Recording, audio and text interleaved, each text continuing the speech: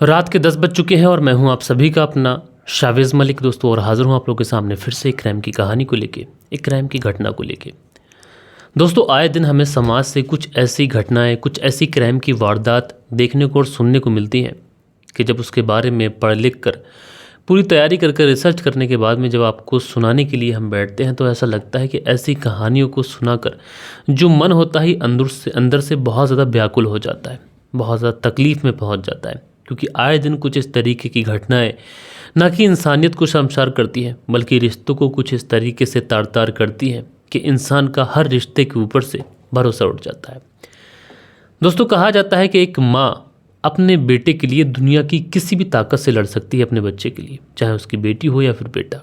लेकिन दोस्तों, क्या हो कि अगर वही माँ अपने बेटे के लिए काल बन जाए, वही माँ अपने बेटे के लिए डैन बन जाए, तो ऐसी माँ के लिए क्या कहा जाएगा।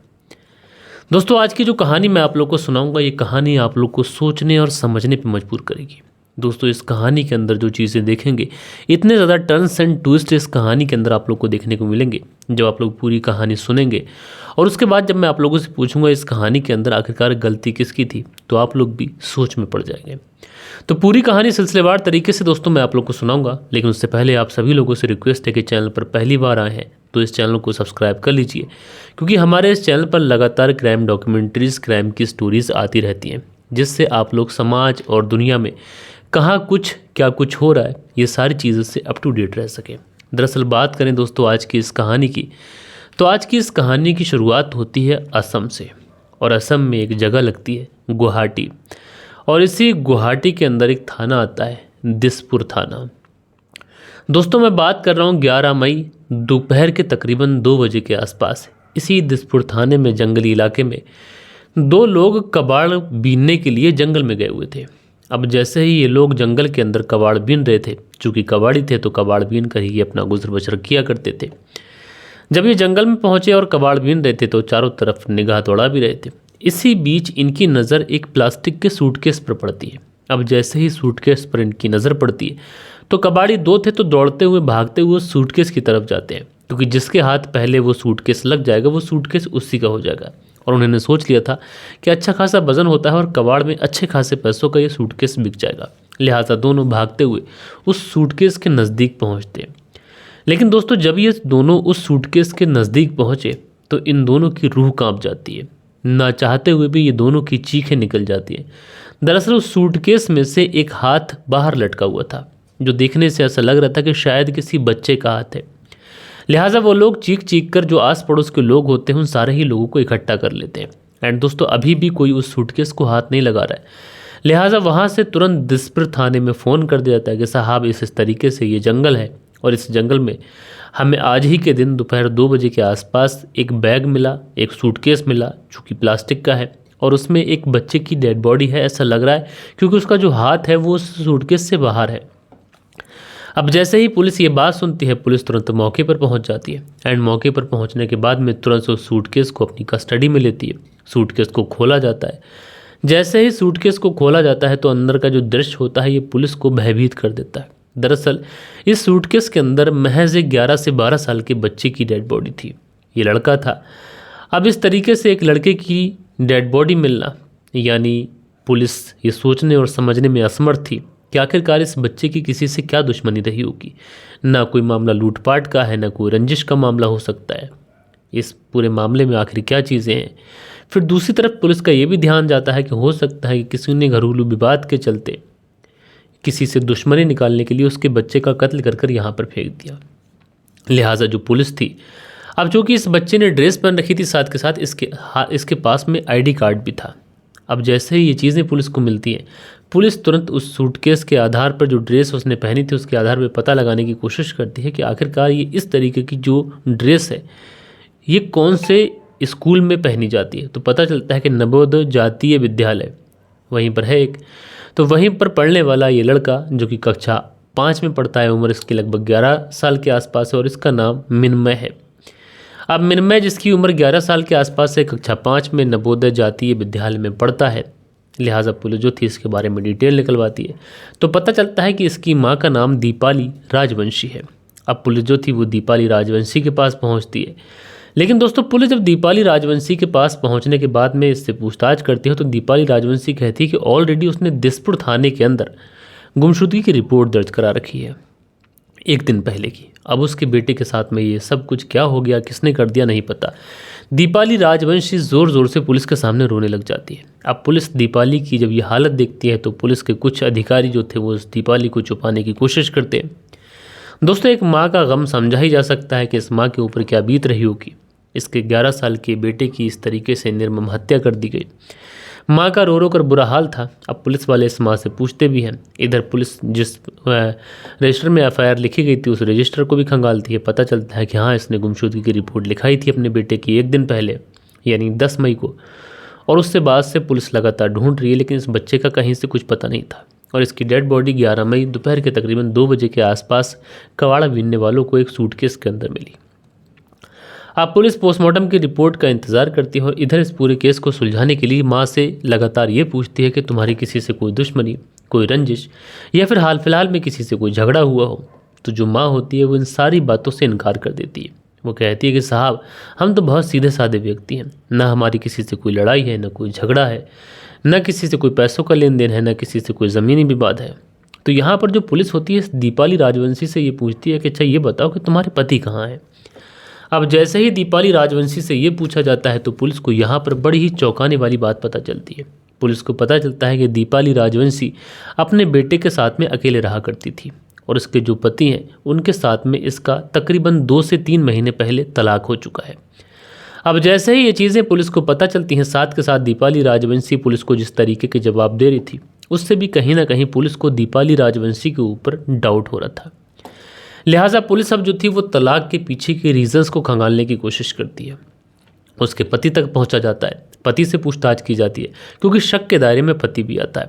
जब उससे पूछताछ की जाती है तो वो बताता है कि दरअसल मेरी जो पत्नी है उसके साथ में मेरा तलाक हो गया था और मेरी उससे बिल्कुल भी बनती नहीं थी, क्योंकि जो मेरी पत्नी थी उसका कैरेक्टर अच्छा नहीं था और उसके किसी के साथ में नाजायज़ ताल्लुकात थे और इसी सब बीच में हमारे बीच में काफ़ी ज़्यादा झगड़ा हुआ और हमारी तलाक हो गई। अब पुलिस को जब दीपाली राजवंशी के ऊपर ये सारे इल्ज़ाम मिलते हैं तो पुलिस जो थी दीपाली राजवंशी की कॉल डिटेल्स निकालती है। अब जैसे ही कॉल डिटेल्स निकालती है तो पता चलता है कि इसका अफेयर जो है वो किसी जीतू मोनी हेलोई ऐसे करके नाम है, उसके साथ में इसके नाजायज़ ताल्लुकात हैं। अब पुलिस जो थी वो तुरंत दीपाली राजवंशी और इस जीतू मीनू हेलोई इसको गिरफ्तार करती है। दोनों को गिरफ्तार करने के बाद में सीधा पुलिस थाने लेके आ जाती है। एंड पुलिस थाने लाने के बाद में जब इन दोनों से सख्ती से पूछताछ की जाती है तो शुरुआत में तो ये लोग पुलिस को भरपूर गुमराह करने की कोशिश करते हैं। कभी पुलिस को इधर की बातें बताते, कभी उधर की बातें बताते, यानी एक तरीके से ये लोग पुलिस को ऐसा समझ रहे थे कि ये उनको घुमा के निकल जाएंगे।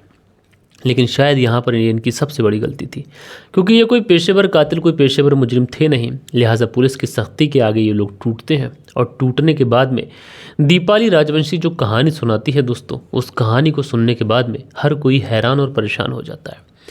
दरअसल दीपाली राजवंशी बताती है कि जब उसकी शादी उसके पति के साथ में हुई तो उसने अपनी पति के साथ में एक अच्छी खासी ज़िंदगी बिताना शुरू कर दिया। थोड़ा समय गुजरा, उनको एक बेटा हुआ। बेटे का नाम इन्होंने मिन्मय रखा। मिन्मय भी देखने में इतना अच्छा बेटा था कि हर कोई उसको देखता तो बस उसको प्यार करने लगता। जब मिन्मय धीरे धीरे बड़ा हुआ तो उसका एडमिशन स्कूल में करा दिया गया। अब बच्चा जो था वो स्कूल जाने लगा था। इधर जो पति थे ये बाहर कामकाज करने के लिए जाते थे और इसी समय दीपाली राजवंशी अपने मोबाइल के खाली समय पर पन्ने पलटा करती थी और उसी समय इसकी मुलाकात होती है जीतू से।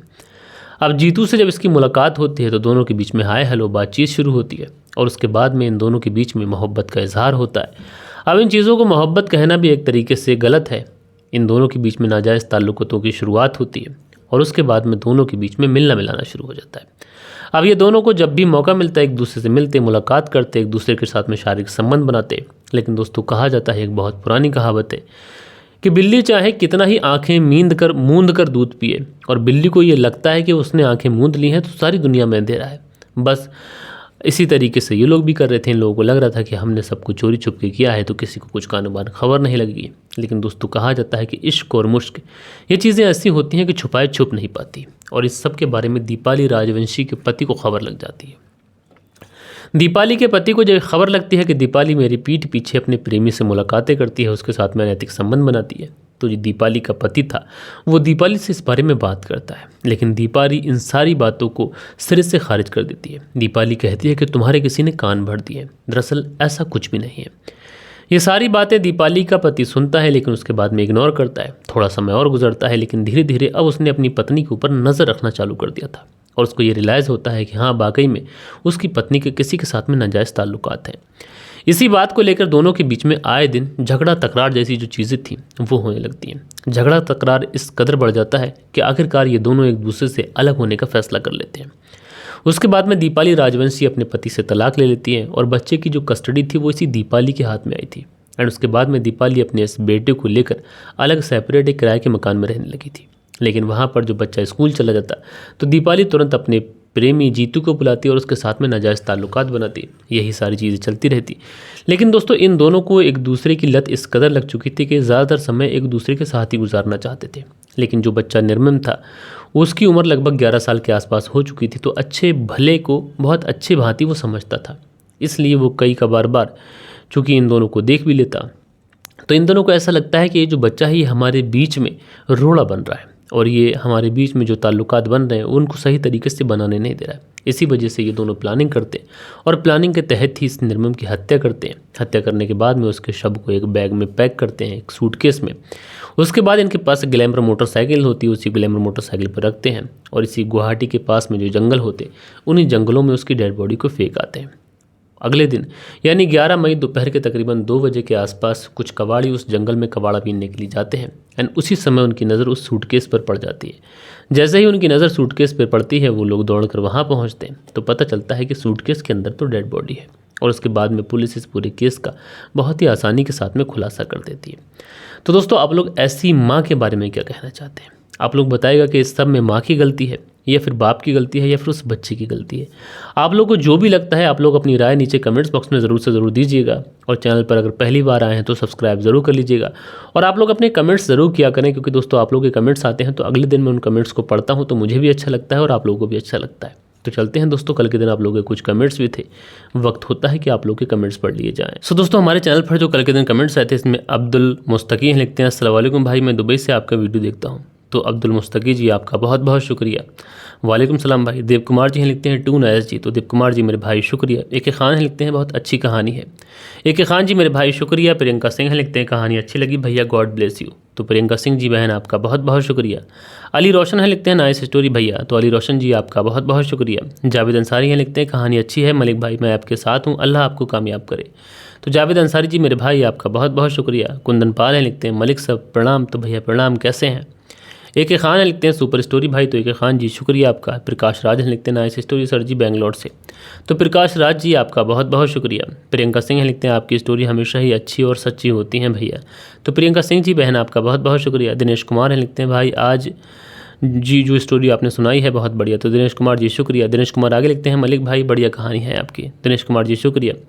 मंसूरी भाईजान लिखते हैं गुड स्टोरी, तो मंसूरी भाईजान जी आपका बहुत बहुत शुक्रिया। ए चौधरी लिखते हैं मेरी रिक्वेस्ट है भाई लोगों भाई के बारे में भी थोड़ा सोचा करें और यूपी मुजफ्फरनगर से हमारी कहानी सुनते हैं, तो ए चौधरी जी आपका बहुत बहुत शुक्रिया। सुरेंद्र शर्मा लिखते हैं नमस्ते मलिक भाई साहब, नाइस स्टोरी। सुरेंद्र कुमार श्री विजयनगर राजस्थान से बहुत बहुत शुक्रिया। शाकिर हुसैन लिखते हैं मलिक भाई अस्सलाम वालेकुम, बढ़िया कहानी है, कुवैत से सुनते हैं, तो शाकिर हुसैन जी वालेकुम सलाम भैया आपका शुक्रिया। आफ्ताब मलिक हैं लिखते हैं नाइस स्टोरी, रशिया से देखता हूँ, तो आफ्ताब मलिक जी आपका शुक्रिया। प्रियंका सिंह लिखते हैं भैया मैं पूरी वीडियो देखने के बाद ही लाइक कमेंट्स करती हूँ, कोशिश करती हूँ कि रोज़ 2 से 4 कमेंट्स कर सकूँ, तो बहन आपका मैं जितना शुक्रिया अदा करना चाहूँ उतना कम है। मंसूरी भाईजान हैं लिखते हैं हार्ट बनाते हैं, शुक्रिया। उसके बाद में असगर शेख हैं लिखते हैं सर आपकी कहानी बहुत अच्छी रहती है, मैं सुनता हूँ सऊदी अरब से, शुक्रिया आपका। प्रियंका सिंह लाइक करती हैं, शुक्रिया। श्याम कुमार हैं हार्ट बनाते हैं, बहुत शुक्रिया। उसके बाद में एम.आर. हेमंत हैं लिखते हैं very nice story. Rajesh Kumar Meghbhal Kota Rajasthan से सुनते हैं, तो राजेश कुमार जी आपका शुक्रिया, आप कोटा से हमारी कहानी सुनते हैं।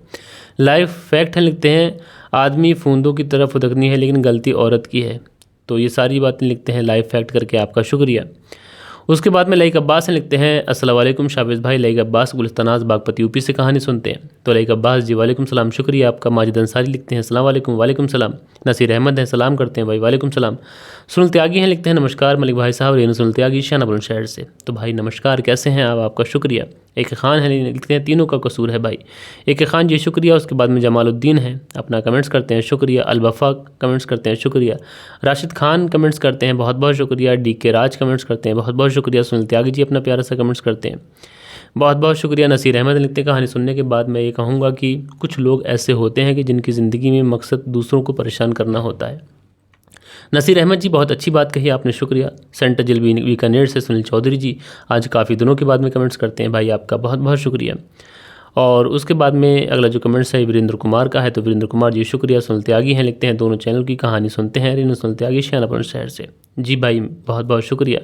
लाइव फैक्ट हैं और ये लिखते हैं पाकिस्तान की मीडिया अफवाह फैलाई, पाकिस्तान की जनता खुद गोदी मीडिया ने अफवाह फैलाई है। जनता खुश, दोनों पीएम एक सोच साजिश फायर हो गया, दोनों के ड्रोन तबाह। तो लाइव फैक्ट जी आपने बिल्कुल सही बात कही कि पाकिस्तान की मीडिया ने ही अफवाह फैलाई है। और उसके बाद में मोनू ब्लेस हैं, लिखते हैं मैं मोनू बेर हुसैन, मेरी बीबी आयशा बानो जायज़ से। तो दोनों कहानी सुनते हैं, शुक्रिया। उसके बाद में मुदस्सिर हैं। तो ये कुछ प्यारे प्यारे कमेंट्स थे जो कल के दिन आप लोगों ने किए थे। आशा करता हूँ कि आज की जो कहानी है ये आप लोग को ज़रूर से ज़रूर पसंद आई होगी। कहानी पसंद आई हो तो एक लाइक करिएगा, दोस्तों और मित्रों के साथ में ज़रूर शेयर करिएगा। बाकी दोस्तों मिलते हैं कल के दिन किसी और क्राइम स्टोरी के साथ में। जब तक के लिए अपना ख्याल रखें, देश का ख्याल रखें, परिवार के रिश्तों की अहमियत को समझें। जय हिंद, जय भारत।